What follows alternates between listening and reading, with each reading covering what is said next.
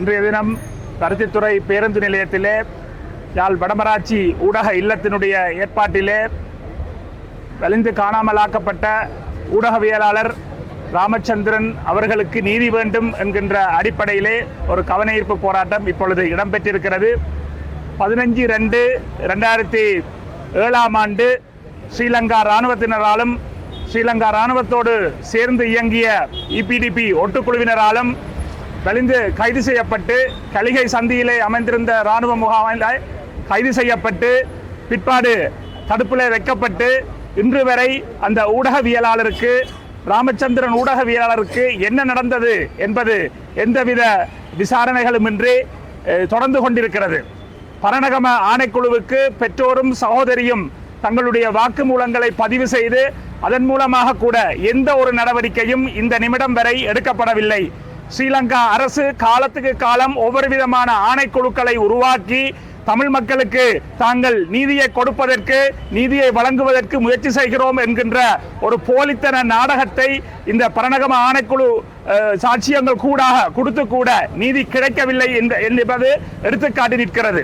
ஆக அந்த அடிப்படையிலே ஒரு ஜனநாயகத்தினுடைய அடிப்படை ஒரு தூண்களிலே ஒன்றாகிய ஊடகவியல் ஊடகத்துறைக்கு சுதந்திரம் இல்லாத தன்மையும் ஊடகவியலாளர்கள் சுதந்திரமாக சுயாதீனமாக செயற்பட முடியாத ஒரு அடக்குமுறையைத்தான் இது எடுத்துக்காட்டி நிற்கிறது.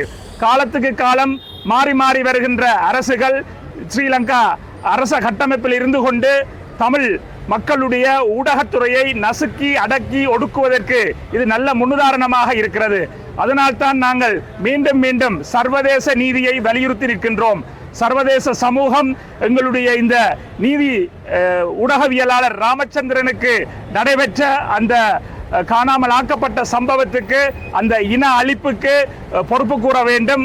ஸ்ரீலங்கா அரசுக்கு அழுத்தத்தை கொடுப்பதன் ஊடாக இப்படியான ஊடகவியலாளர்கள் தமிழ் பரப்பிலே காலத்துக்கு காலம் காணாமல் ஆக்கப்பட்டும் கொன்றொழிக்கப்பட்டும் படுகொலை செய்யப்பட்டும் வருகின்ற சம்பவங்களுக்கு முற்றுப்புள்ளி வைக்கப்பட வேண்டும்.